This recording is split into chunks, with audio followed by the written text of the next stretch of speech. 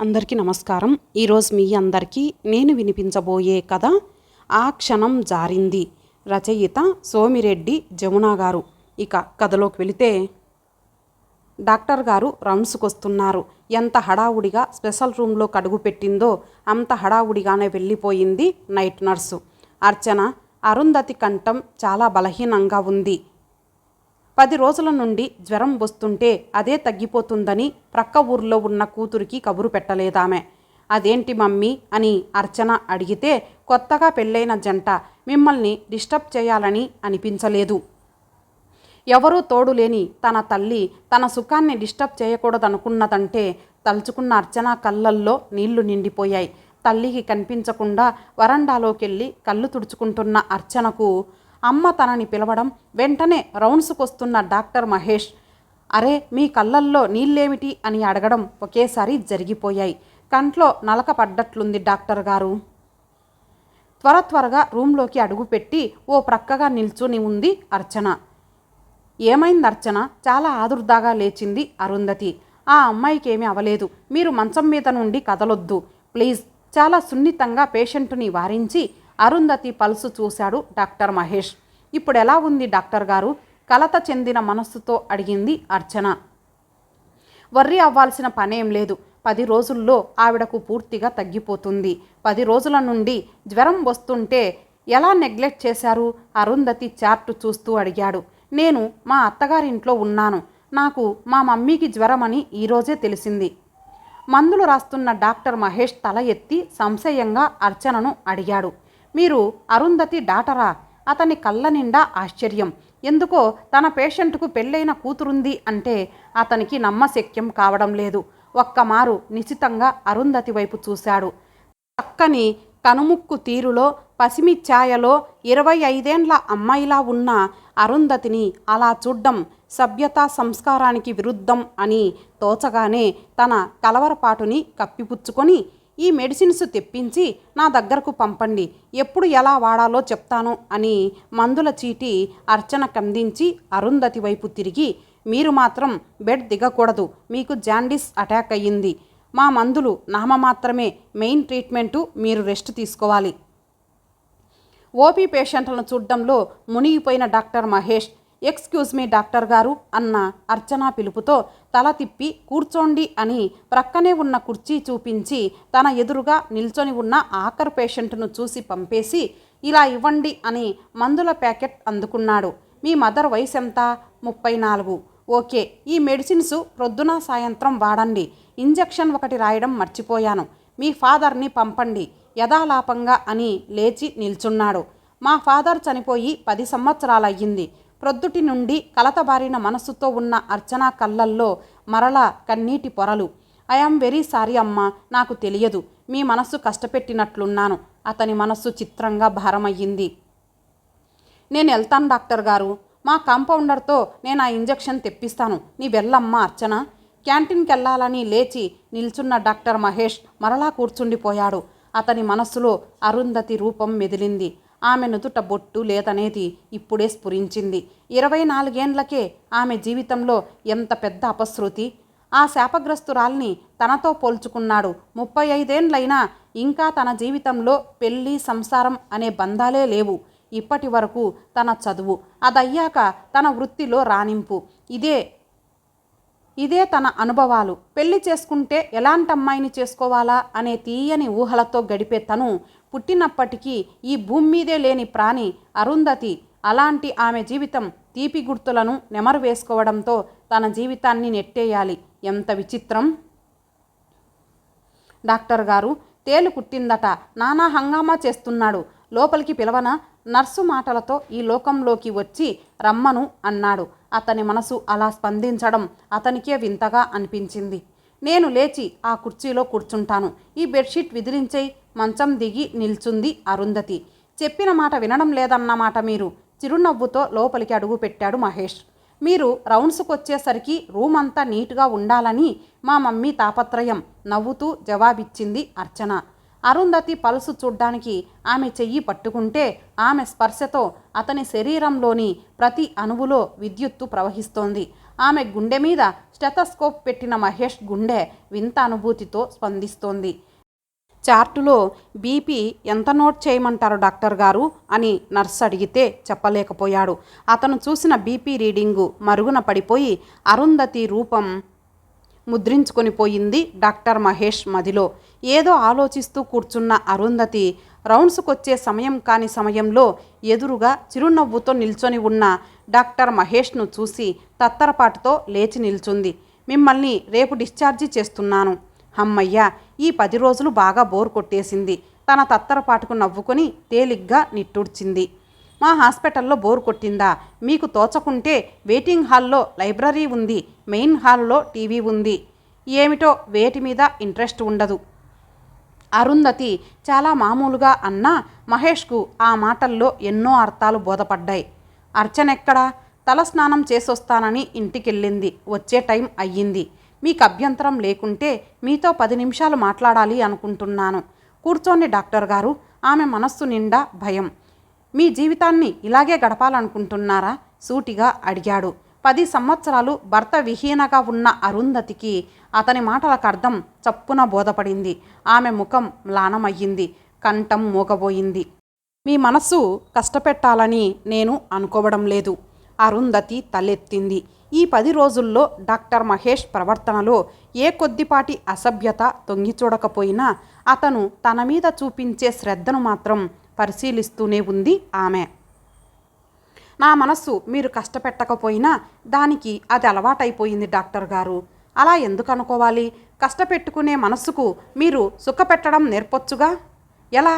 ఆమెకి సంభాషణ అప్రియంగా ఉంది. కానీ ఆ సంభాషణ ఎలా త్రుంచాలో తెలియడం లేదు. మీరెందుకు మరలా పెళ్లి చేసుకోకూడదు?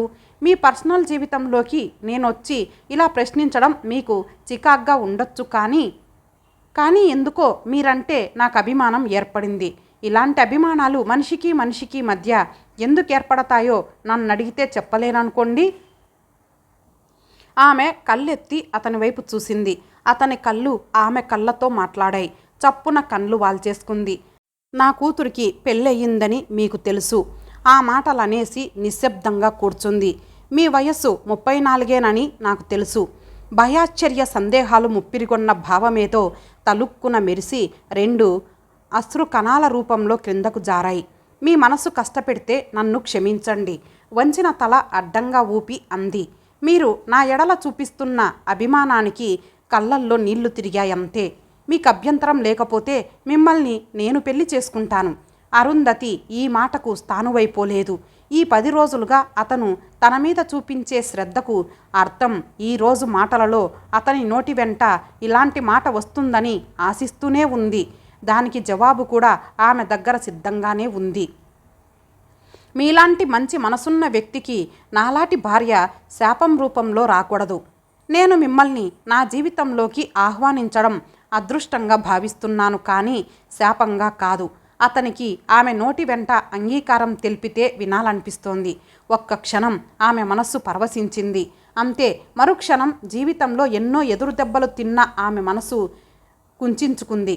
నేను జీవితంలో సుఖపడాలి అనుకునే కంటే ఈ సంఘంలో ఏ ఆటుపోట్లు తగలకుండా ప్రశాంతంగా గడపాలనుకుంటున్నాను. అంటే అర్థం కాక అడిగాడు. మిమ్మల్ని పెళ్లి చేసుకొని మీ చల్లని నీడలో సేద తీరగలను అని అనుకునే కంటే ఈ సంఘం చేసే విమర్శలను, క్రూర చూపులను తట్టుకోలేనని అనిపిస్తోంది బేలగా అంది. మీ జీవితం మీది, మీ సుఖం మీది. అలాంటప్పుడు ఈ సంఘం ప్రభావం మీ మీద ఎలా పడుతుందో ఆలోచించడం అనవసరమంటాను. అనవసరం కాదు డాక్టర్ గారు, చాలా చాలా అవసరం. పెళ్ళైన నా కూతురు మీద నా పెళ్లి ప్రభావం చాలా ఉంటుంది. అర్చన నా వల్ల దాని అత్తగారింట్లో అపహాస్యాలు పాలైతే నేను ఇక్కడ సుఖంగా ఉండలేను. ఇంకా చెప్పాలంటే మీరిప్పుడు నా మీద జాలితో, తాత్కాలిక ఆవేశంతో నన్ను చేసుకోవచ్చు. కానీ మీకు సంఘంలో ఒక మంచి డాక్టర్గా గుర్తింపు ఉంది. నన్ను చేసుకున్న తర్వాత నా ద్వారా, అర్చన ద్వారా కానీ మీ మనసు అశాంతి పాలైతే? అరుంధతిని మధ్యలోనే ఆపి ఆవేశంగా అన్నాడు డాక్టర్ మహేష్. నో, అలా ఎప్పటికీ మీరు అనుకోవద్దు.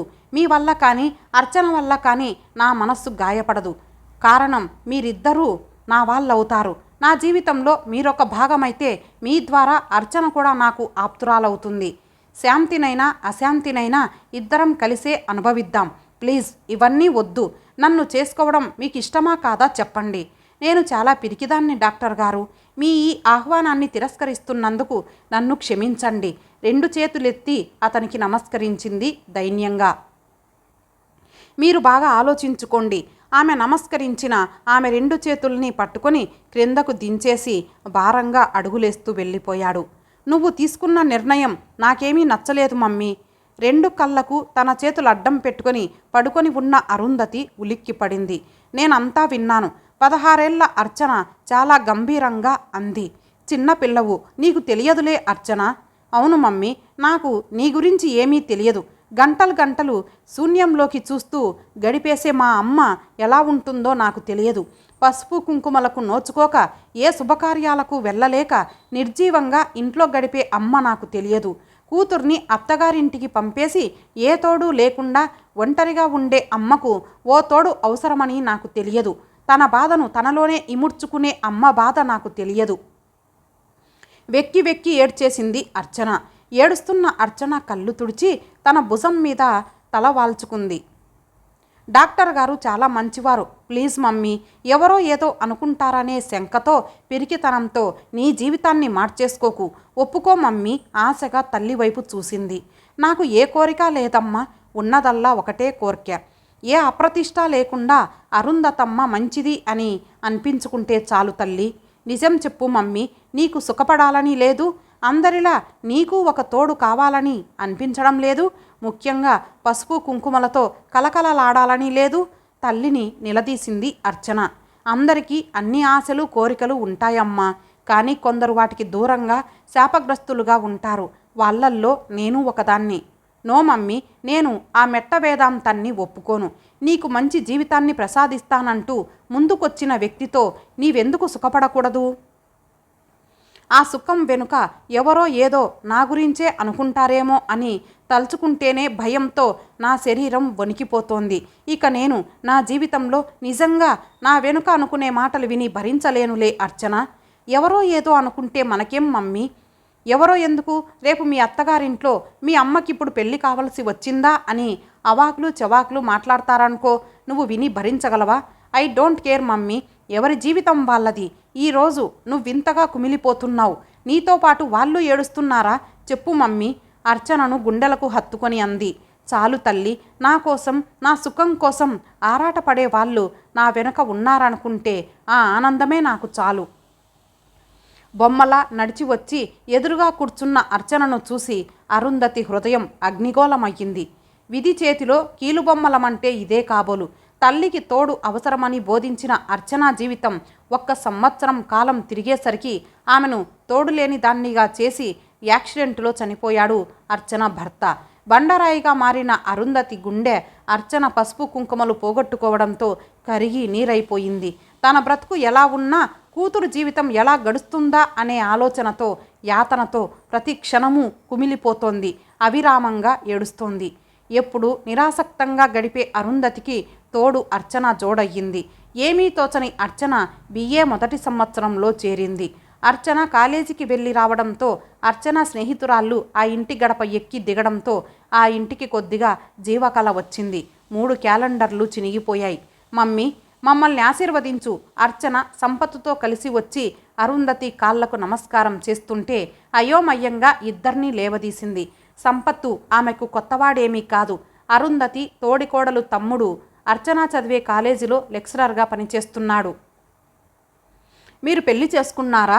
వాళ్ళిద్దరి వైపు చూస్తూ అడిగింది. అవునక్క, మీకు చెప్తే మీ పిరికితనంతో, అనవసర భయాలతో అర్చన జీవితాన్ని ఇలాగే ఉంచేస్తారనే భయంతో చెప్పకుండా చేసుకున్నాం. క్షమించు. సంపత్తు అర్చన చేయి పట్టుకొని చెప్పాడు. వాసం తెక్కకి బావగారికి తెలుసా? భయంగా అడిగింది అరుంధతి. ఇంకా చెప్పలేదు మమ్మీ. ముందు నీ ఆశీర్వాదం తీసుకొని తర్వాత వాళ్ళ దగ్గరకు వెళ్దామనుకున్నాము. కూతురు ధైర్యంగా ఉన్నా అరుంధతి భయంతో బిగుసుకుపోయింది. అర్చన జీవితం సుఖశాంతులతో వర్ధిల్లితే అలా అనుకుంటే చాలా ఆనందమేసిందామెకు. కానీ తన కూతుర్ని, తన తోడికోడలు, బావగారు, తక్కిన బంధుబలగం ఏమైనా అనుకుంటే అర్చన భరించగలదా? ముందు తను భరించగలదా? నువ్వు రా అరుంధతక్క. ఎదురుగా నవ్వుతూ నిల్చొని ఉన్న సంపత్తు ప్రక్కన నూతనోత్సాహంతో కళ్ళల్లో కోటి వెలుగులతో తన ఒక్కగానొక్క కూతురు. మీరెళ్ళండి బాబు, నేను తర్వాత వస్తాను. కాలేజీలో ప్రేమించుకున్నారా అరుంధతమ్మ? అయినా ఏం కాలమో లేమ్మా, తల్లికి చెప్పకుండా పెళ్లి చేసుకొని వచ్చింది. మేమంతా ఇలాంటి అప్రాచ్యపు పనులు ఎరగమమ్మా. ఎదురింటి బామ్మ పనిగట్టుకొని వచ్చి ఆరా తీసినట్లు. వాడు చనిపోయి 4 ఏళ్ళు అయ్యిందో లేదో, అప్పుడే నీ కూతురికి పెళ్లి చేసేసావా? అవునులే, నా పేగు మండిందే కానీ నీ పేగు కాదుగా, అర్చన అత్తగారు నిలదీసి అడుగుతున్నట్లు. చూడు అరుంధతి, నువ్వేదో మంచిదానివనుకున్నాను, అలాగే నీ కూతురు బుద్ధిమంతురాలనుకున్నాను, కానీ ఇలా మా తమ్ముణ్ణి వలలో వేసుకుంటుంది అనుకోలేదు. తన తోడి కోడలు కళ్ళ నిండా క్రోధం నింపుకొని ఎదురుగా నిల్చున్నట్లు. మొగుడు చనిపోయిన పిల్లను కాలేజీకి పంపింది. అయినా ఆ కుర్రాడి ఇంటికి వస్తూ పోతూ ఉంటే ఏమీ తెలియనట్లు ఉండిపోయింది. ఇదంతా ఓ నాటకంలే. తల్లికి తెలియకుండా ఆ పిల్ల ఇంత పని చేస్తుందా? వెనుక చేరి గ్రంథం నడిపిందేవిడ.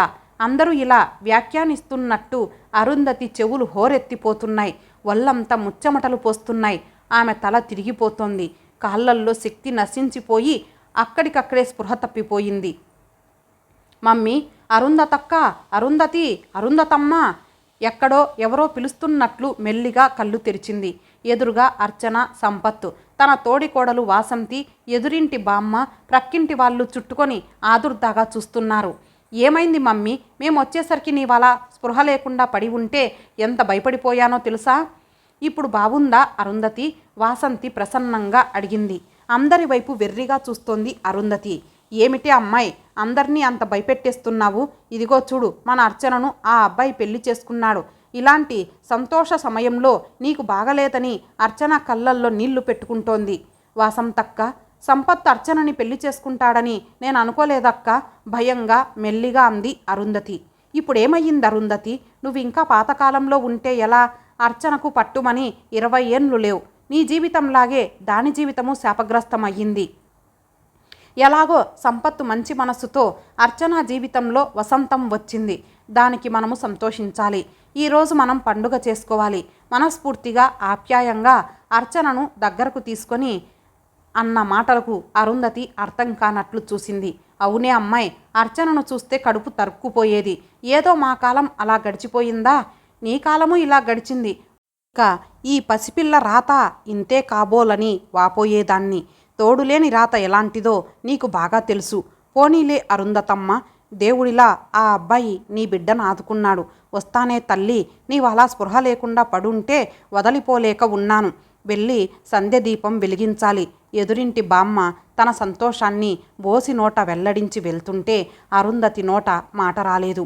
మరుసటి రోజు వాసంతి ఆధ్వర్యాన ముఖ్యమైన బంధు బలగానికి, అర్చన స్నేహితురాళ్లకు, సంపత్తు స్నేహితులకు విందు భోజనాలు ఏర్పాటు చేయబడ్డాయి.